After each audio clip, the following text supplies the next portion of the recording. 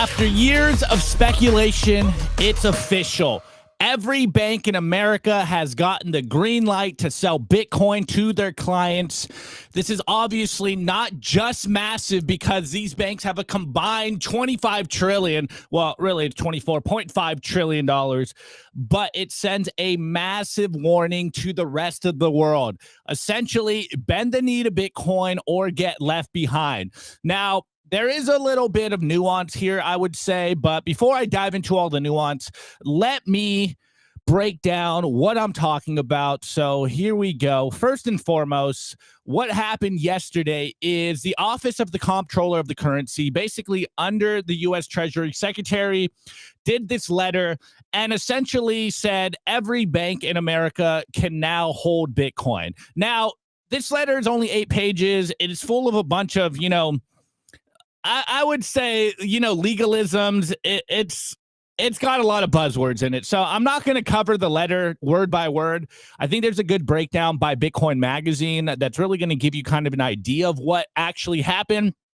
I will kind of show you what Reuters thinks about this. They're saying kind of the same thing. The mainstream media is obviously always has their bias. But before I do that, let's just go over here to Bitcoin Magazine. Again, I think they did a great breakdown of this. So the OCC, the Office of Comptroller of Currency, confirms that banks can act as intermediaries in crypto transactions. The OCC clarified today that national banks may conduct crypto-related, quote, riskless principal transactions. Now, this is where you can kind of break down the nuance here. I think there is some parallels into very big cases that happened in the U.S. recently, specifically with Samurai, but I'll get into that in a minute. Anyways, just breaking this down, they clarified that national banks, again, may engage in, quote, riskless principal transactions involving crypto assets. It's a new interpreted letter. Excuse me, hold on. Wow, choking on my saliva. In its new interpretive letter 1188, the OCC explained that such transactions allow a bank to act as a principal between two customers, buying crypto from one while simultaneously selling it to another. The bank does not hold the assets in inventory, effectively serving as a broker acting on behalf of the clients. This guidance follows a broader regulatory trend to ease restrictions on crypto activities within the traditional banking sector. Of course, in March, the OCC removed prior requirements for banks to seek advance approval before engaging in certain crypto operations, signaling growing acceptance of digital assets in mainstream finance. In other words, U.S. banks can now offer crypto services in a manner similar to traditional brokerage activities. Of course, I've been telling you guys this for the last week. What we've been seeing from the banking system in the last recent weeks, basically since JP Morgan announced that they're doing a strategy copycat, is like the official green light. Yes, this year, in terms of price, has kind of been a nothing burger. We did for a little bit last night bump above 94-ish K. So we were in the green for the year for about, a couple of hours. Now we're back under that green year. So overall, we're still in a negative. I think it's like 1.5% down this year, but it does make you think that we are seeing a transition from what was in Bitcoin to where we are going in the future. Now, again, I've been saying this for a while on the show. This does look like Wall Street has finally bent the knee. If you take these headlines on the surface, it's very much like this idea, Wall Street finally capitulates to Bitcoin.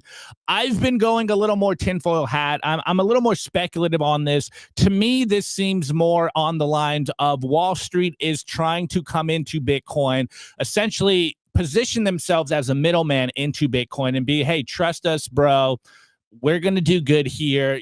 I think this is Wall Street trying to co-opt Bitcoin, not in the sense that they can actually stop transactions on the base layer, but try to funnel all of the attention into these Wall Street products. Now, personally, I wouldn't be buying my Bitcoin from a quote unquote trusted bank.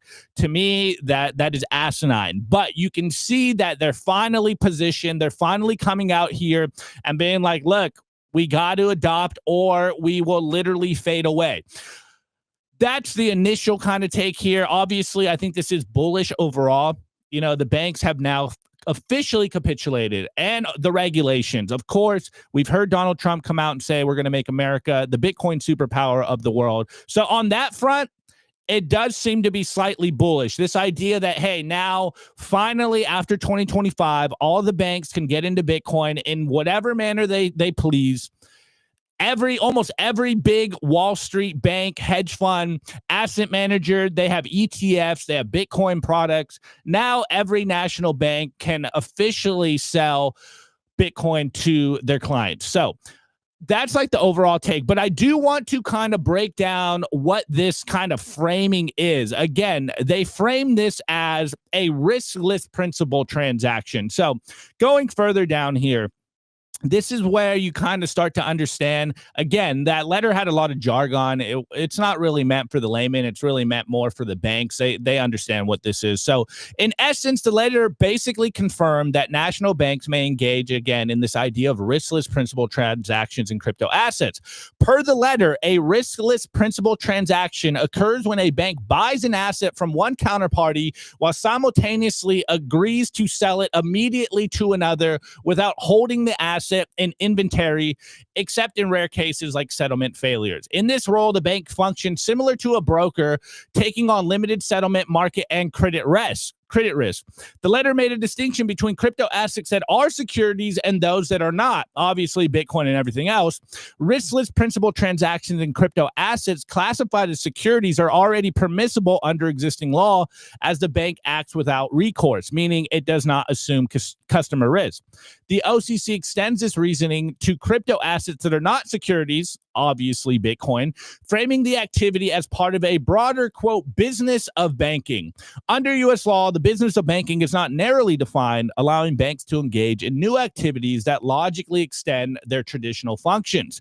The OCC analyzed the activity using 4 factors: its similarity to recognized banking activities, its benefits to banking customers, the natures of the risk involved, and whether state-chartered banks are authorized to perform it.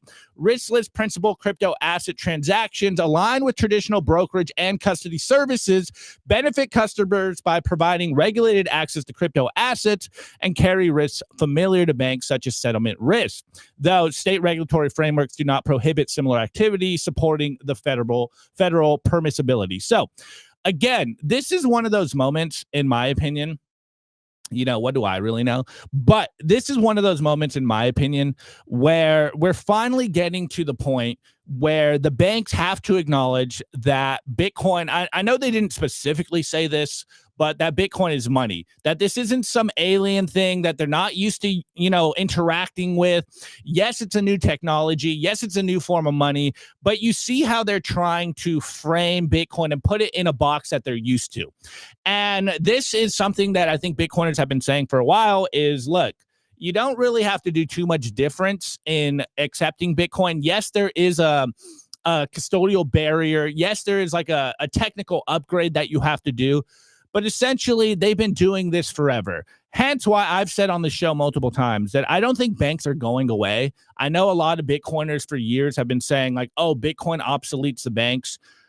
I don't think that that's what's going to happen. I think we are going to see a lot of, quote, Bitcoin banks in the future. Strategy's been doing this, are actually positioning themselves as strategy bank. We've seen, wow, I think I drank too much coffee. I got cotton mouth right now, guys. Hold on. We've seen Caitlin Long essentially say Custodia, fully backed bank. They shot that down. Now we're seeing that they're finally accepting this, though, of course, they're framing this in a way that, hey, this is a new thing. We're upgrading it. We're here to protect our customers, our clients. It's all regulatorily backed. I don't even think that's a word. But you see, hey, they finally did on some level admit that they have to adapt to Bitcoin. And this has been a greater trend that we've seen all year, rather since November of last year, when Trump came out and said, hey, we are going to be the Bitcoin superpower of the world. So on a regulatory front, things are changing very quickly. I think 2025 is that year where, yes, maybe the price didn't do as well as we all thought it was going to do. But as I've said a few times on the show, it does seem like it is that foundational year where finally for better or worse, we do get accepted into the traditional financial system. A lot of people might argue that this is Bitcoin being co-opted. Though I fully believe in the idea of Bitcoin as a Trojan horse, they just let the Trojan horse in. And I think slowly but surely we're going to see that they know they're not going to be able to control Bitcoin on a transactional level. They're going to have to bend the knee.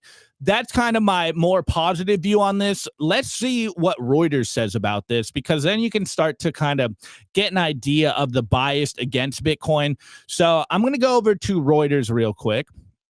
And here's their headline. U.S. bank regulators say banks can act as crypto intermediaries. Again, it basically says that, hey, selling Bitcoin, buying Bitcoin from one customer and selling it to another is basically a brokerage act. It's something they already do.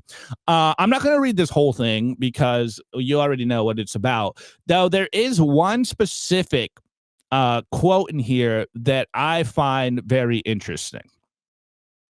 Of course, they start talking about, banks effectively act as brokers. Ever since Trump kind of came out and went pro Bitcoin, he's rewriting the rules and removing guardrails while his family engages in crypto ventures. And you can start to see, obviously, their bias, whether you like Trump or not.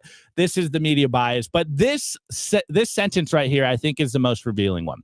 Critics say such changes have made the traditional financial sector and loosely regulated and volatile world of cryptocurrencies more interconnected, potentially creating systemic risk. They got to roll out the systemic risk thing again. As I've said on the show multiple times, if, or rather when, the traditional financial system does blow up again, a la 2008, now they do have a good scapegoat. They're going to say, oh, it's because we integrated Bitcoin in this. The systemic risks were so huge.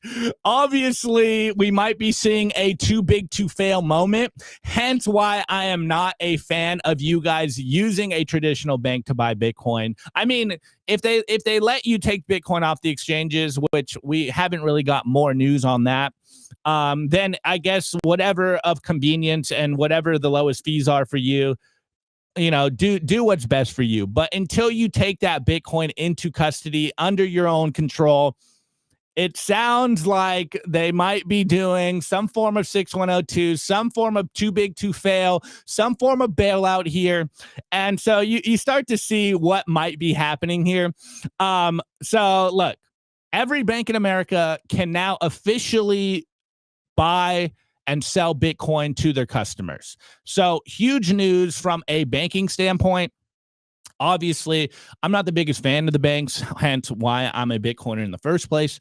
But it does go to show that we are evolving in the mainstream kind of perspective of what Bitcoin is. Remember, over the years, they've always said Bitcoin's a speculative asset. It's an index of money launderers. It's only for criminals, et cetera, et cetera, et cetera. And literally in the span of 1 year, they fundamentally shifted their perspective on Bitcoin. Now it's no longer just a speculation. It's becoming, a systemic risk to the traditional financial system. It's becoming a pivotal role in your portfolio, a pivotal macro asset, like something you have to hold now. It's really happened a lot quicker than I personally would have expected. But this year, even though the price hasn't ripped as much as we all hoped it would, or as much as we all thought it would, the narrative around Bitcoin has fundamentally shifted. It is no longer something that people can ignore. Every bank in the U.S. now has to embrace it. Well, they don't have to embrace it, but they have the option to embrace it now. So it really is upon the clients of these banks, everyone going out there and being like, hey, I actually want this.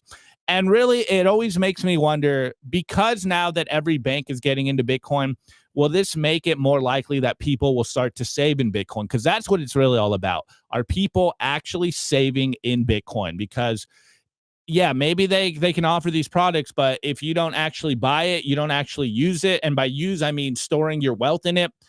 Then what is this really all about? That's kind of my initial overall take of this. Huge news. Every bank now officially, all the red tape is gone. You can officially buy and sell Bitcoin from all of your national banks. Obviously, it's going to take a little bit until these banks roll out products, they figure out their custody, et cetera, but it's all completely clear now. So many of the obstacles surrounding Bitcoin, I would argue in 2025 have been completely cleared out of our way. So look, from a Bitcoin only, as Nico likes to say, from a single issue voter kind of view on this, what the Trump administration has done for Bitcoin in terms of allowing Bitcoin to get out of the gate, I think is extremely bullish. Now, I still have the view that Wall Street is here trying to, in some way, control Bitcoin. I think they're, in that way, trying to co-opt Bitcoin. Use our products, we'll be the middleman in your Bitcoin, which literally the white paper talked against. But this is kind of where I'm thinking. It's like, okay, they're finally here. They finally admitted, they finally bent the knee, but you shouldn't be using their products. As far as I'm concerned, you should be buying Bitcoin and using it directly. Though, you know, I do see the point of, in the future, you know, it's going to be completely, in my opinion, okay to use Bitcoin within the traditional financial system. I think the traditional financial system has no choice but to adopt Bitcoin in any way possible. So obviously, I think there will be a time and a place where Bitcoiners will be able to benefit from the traditional financial system with their Bitcoin. And I think we are at the beginning point of this. Now, I do want to go back a little bit. Let's go back to this article here about on Bitcoin Magazine about what a riskless principal transaction is, because I think this is where it does get a little interesting, considering what just happened with Samurai Wallet and the Samurai devs. When I read this, and I could be wrong here, this could be a completely wrong take here, but it did kind of bring up the idea of what happened with the Samurai Wallet case in general. So I'm going to go back here. And it goes, per the letter, a riskless principal transaction occurs when a bank buys an asset from one counterparty with the simultaneous agreement to sell it immediately to another without holding the asset in inventory, except in rare cases like settlement failures. Again, remember what they said about the Samurai Wallet devs, which is a very interesting kind of rabbit hole right now. It really does sound like a rules for thee, but not for me moment. Because, hey, now every bank can hold Bitcoin, or rather, you know, quote unquote, hold Bitcoin. They aren't actually custodying the Bitcoin. They're just like swapping it like a brokerage from one seller to another. They're kind of doing the like, hey, this is like peer-to-peer Bitcoin payments, you know, but you're just using our platform for this. But literally the entire Samurai Wallet dev, you know, case was built on this idea of custodying this Bitcoin. Does it mean if you are swapping Bitcoin from one person to another without actually ever holding this Bitcoin that you are liable or in control of that Bitcoin? Well, that's what they hinge the entire Samurai Wallet dev case on. They're like, your software facilitated these trades or facilitated these coin joins. Therefore, you are liable for what happens afterwards. You are in control of that Bitcoin. Now, the OCC essentially said, hey, you know, like, you're not really holding Bitcoin. You're not really in control of that Bitcoin if you're just swapping it from one buyer to another. And you're like, okay, so like, you're just making up rules for us, but when you guys do it, it's okay. That's like my initial view on this. I'm like, it sounds like they are essentially doing the same thing, though. Samurai Wallet, of course, is software for coin join or mixing, however you want to call it, or however the legal framework is. And they never actually held the Bitcoin.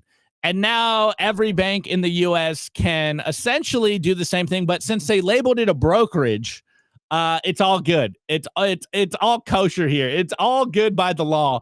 And it just makes you think, it's like, man, it really is a two-tiered legal justice system here. Like, it is a two-tiered system. You're either in the in-group or you are not, and they can do whatever they want. And as long as they sign the piece of paper, as long as it looks legal, then you're good to go. But when it comes to the outcasts, the outsiders that are doing things you don't like, then we can make up whatever rules we want. We can throw you in whatever cage we want. So the precedent's been set on the privacy front.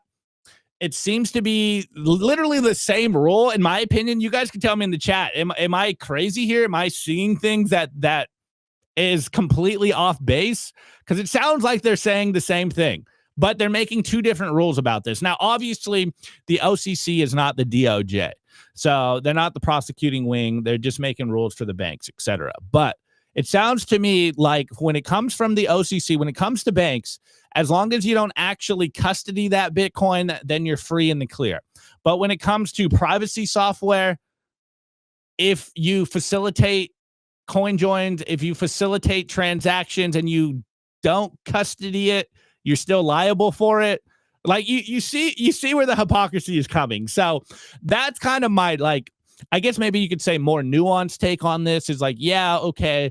On the one hand, very cool. Sounds very awesome. You know, bullish adoption of Bitcoin. We're going to the moon. Every bank in the US can now buy Bitcoin, or rather sell Bitcoin or swap Bitcoin. You know, everyone now with their national or regional bank, national bank is going to get Bitcoin marketed to them. They're going to see it in their normal bank accounts, and maybe not tomorrow, but soon enough. Like, all right, awesome. Totally cool. Hopefully more people actually buy Bitcoin. But when you kind of look at the hypocrisy of the laws here, you're like, okay, so if you guys never actually custody that Bitcoin, you're free and clear. But when a software that doesn't custody the Bitcoin has people using Bitcoin in a way that you don't like, now they go to jail for 5 years. It's just like, this is the crazy world we're living in. And it really goes into a greater theme I've had on the show, which is it does seem like, on the one hand, Wall Street and, of course, nation banks and governments are adopting Bitcoin. They're bending the knee to Bitcoin, but it really is setting up to have this like two-tiered Bitcoin system. It's either Wall Street Bitcoin, or as I like to call it recently, captured Bitcoin, or it's Bitcoin in self-custody. That is, I think, the battle going on right now. You are either self-custodying your Bitcoin, you're either actually, you know, having control over your own Bitcoin, or you're giving it up for these Wall Street products. And it's starting to get very interesting to see this play out. I think this is like the real attack going on, where Wall Street is embracing Bitcoin. They're coming out here saying, hey, we're launching all these Bitcoin products. It's going to go to 150, 170K next year, as long as you use it with us. To me, it's starting to show the game, really. It's captured Bitcoin versus self-custody Bitcoin, or rather maybe captured Bitcoin and self-custody Bitcoin. Taking control of your Bitcoin is the real powerful Bitcoin. Yes, you can get some benefits from Wall Street and, you know, like, more kudos to you, but you need to have some Bitcoin under your control outside of the system, because you're starting to see where this is probably going to head. You're starting to see where the end goal is going. Yes, on the one hand, on the federal level, they do seem to be embracing Bitcoin. On the Wall Street level, they seem to be embracing Bitcoin. But when it comes to prosecuting Bitcoiners, because maybe we're a little more hardcore, we're a little kind of outside of the box, they're going to do whatever they want to you. Again, it's starting to seem like there's a two-tiered Bitcoin system, a two-tiered Bitcoin fork happening right now. Captured Bitcoin and Bitcoin that you control in self-custody. Hence why I always tell you guys, taking your Bitcoin into custody is the most important thing to be doing. Yes, you can, you know, get some Bitcoin exposure, you can get some gains, et cetera, but the real power in all of this is taking Bitcoin under your control. I don't even really like the idea of self-custody anymore. It seems too complicated. Like, you tell people self-custody, they're like, what the hell does that even mean? It's just like, you need to control your Bitcoin. You need to be able to send that Bitcoin wherever you want, whenever you want, and no one telling you what you can do with that Bitcoin. That's why I kind of like the idea of the main question going on right now in my head, in my opinion, from what I see, is who actually controls Bitcoin. Not necessarily like the core knots debate that's been going on of, like, you know, the core devs are controlling Bitcoin and, you know, whatever, CSAM on the blockchain and, you know, the legal implications of that. It's like, no, who has control over your Bitcoin. That is the battle going on. As we've seen throughout the history of humanity, it always comes down to who controls the money and by what mechanisms can they control it. Now we're seeing it start to kind of play out where, yes, they are embracing Bitcoin, but they're only embracing it if they can control the Bitcoin. So look, buy Bitcoin wherever you want. My opinion, I'm not gonna disparage you if you buy Bitcoin from a shitcoin exchange. To me, whatever, as long as you actually buy the Bitcoin and take that Bitcoin into custody, that's all that really matters. You need to control the Bitcoin. The war that I've seen going on is who actually controls the private keys, who actually controls that Bitcoin, who signs off on sending the Bitcoin from point A to point B. If you got to ask someone to sign off on this, if you need a regulator's kind of approval to transact on Bitcoin, then you're kind of setting yourself up for failure. So big news. Like, the point remains the same. This is huge news. Every bank in America can now sell or buy and sell Bitcoin to their customers. Obviously, I think the implications worldwide are going to start to manifest very soon. Again, whether you like the US or you don't, America does lead the world in not only just culture, but finance. And so when we do something here in the US, it will have ripple effects around the world. This is game theory in action. This is playing out in real time. Yes, they're embracing it. Yes, other nations will most likely embrace it.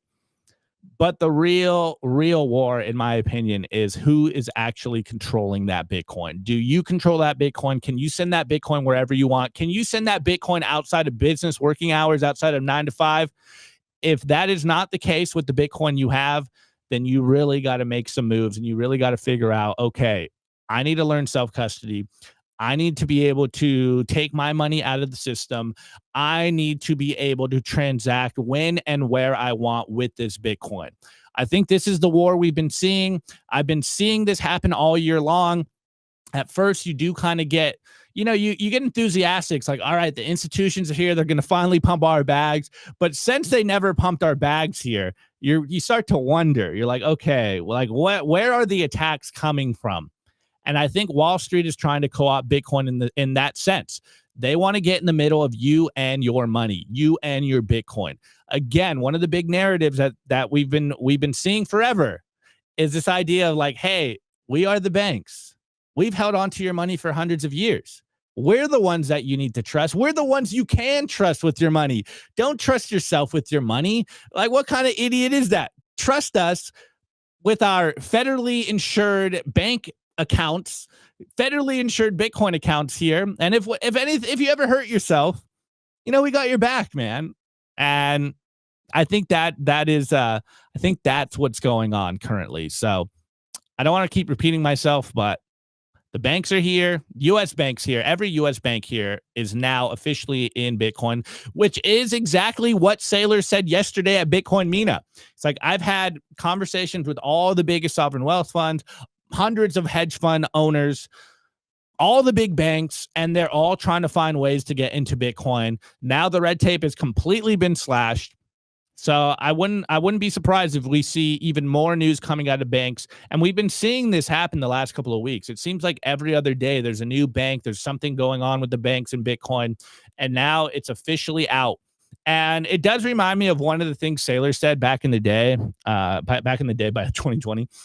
He's like, once we get, the law is favorable and all the banks being able to custody Bitcoin, that's when we start ripping to like 5 mil. I forget what the numbers were, but we're at that point. It's official, 100% official. They can get into Bitcoin. We'll see what happens. I guess that's the TLDR to all of this. Let's Opti chart boy. No chart boy today. Well, yeah, no chart boy. I don't have any chart boy for you guys. All right, guys. Yes, as you can tell, I am doing the show solo today. Nico's being lazy on me, guys. He's dude. I'm about to fire him. He's fired. He's fired from the show. This is the Opti show. Simply Opti show now. No. He had a meeting. He had a meeting.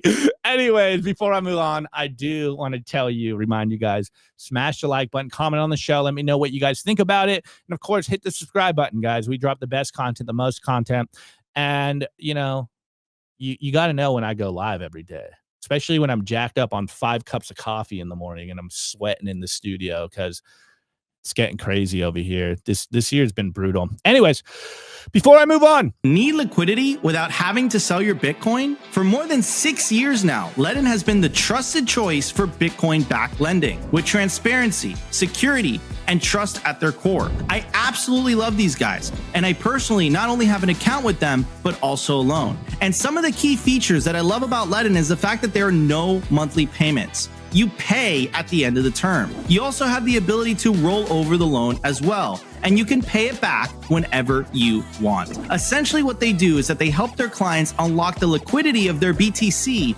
allowing you to HODL while still accessing the wealth of your Bitcoin. They've been battle tested with their focus on transparency, security, and trust, allowing them to build a proven track record of client success and security, helping tens of thousands of clients harness the value of their digital assets with confidence and peace of mind. Learn more about what your BTC can do for you today. Simply Bitcoin viewers get 0.25% off their first loan by using the link in the video/podcast description. What are you waiting for? Head over to ledn.io today.